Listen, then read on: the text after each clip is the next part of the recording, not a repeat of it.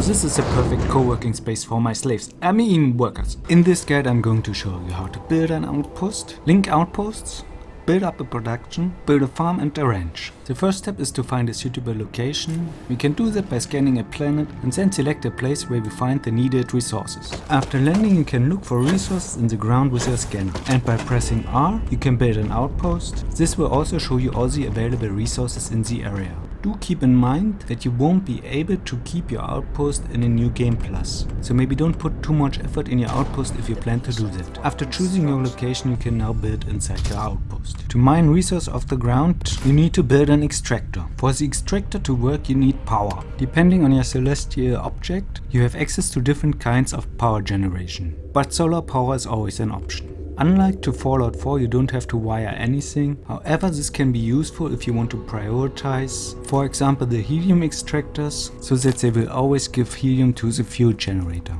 You can do that by holding E and choose wiring. The extractors have a small inventory for their product, but if you want to store more of the product, you will need to link it to a storage unit. To do that you press the right mouse button, choose the object to link it to, and confirm it by pressing E. I don't know why they choose to do it with a different button. To get your resources to another outpost, you will need to build a cargo link. The unfueled one can be used to transfer cargo in the same system, and the fueled one can do that between systems. So my plan was to build a hub where I could do all the manufacturing and have the resources delivered from different outposts. I ran into some problems with this, so here are some tips to avoid the mistakes that I made. Make sure to always have enough power to produce your resources, and don't make too many links from one object to other objects, as this can get very confusing. Make sure the containers actually have space to store your resources, so just don't put random junk in them. Now let's start linking the outposts. Select the resources that you want to transfer and link them to the cargo link. On the terminal you can choose where you want to send your cargo to. You can only choose one destination, but you can have up to 6 cargo links in one outpost. But they do take up a lot of space.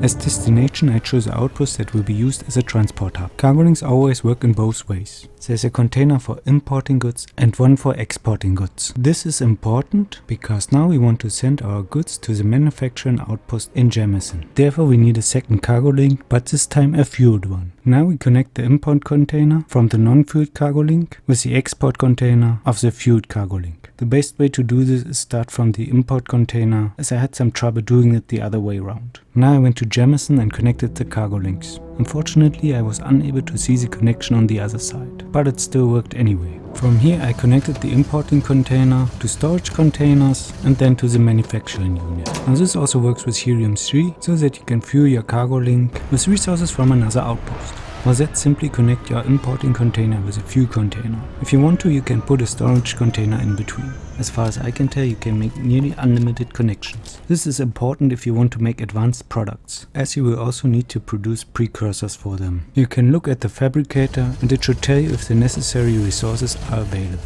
There's also research, which will give you more building options. For some research projects, you will need the necessary skills and also the resources. This is for example needed if you want to build a greenhouse or an animal husbandry facility, which I'm just gonna call a shed. Now to be able to beat either of these things, you have to complete a scan of fauna or flora first. Even though I had already done it, the options to build a greenhouse or a shed weren't there, but it worked after I scanned the plants and animals again. There's one more restriction: this only works on plants that actually have life. After building the greenhouse, you can choose on the terminal what you want to grow. It also tells us that we need water, so let's quickly connect it. So now let's build a shed and choose what animals we want to have. This will also tell us what food they need, which we can grow in the greenhouse. Now we need people who are willing to endure a long life servitude at this outpost. Usually they are found at a bar. Now let's persuade them to take less salary, since they're not gonna need that money anyway. Now, all we need now is a place for my slaves, long life servants, workers to live. How about between those cargo links? Might be a little bit noisy, but it'll be fine. Unfortunately the airlock is mandatory, even on planets with a breathable atmosphere. Now let's head inside, place some crew stations, a chair, a table, a fridge. Actually let's get rid of the chair and build a toilet. This is more efficient. Now beds.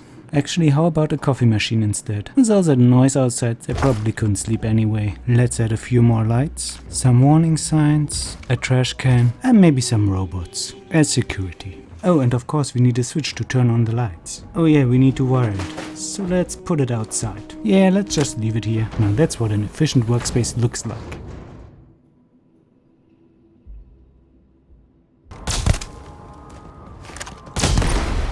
I cannot, will not be a part of this!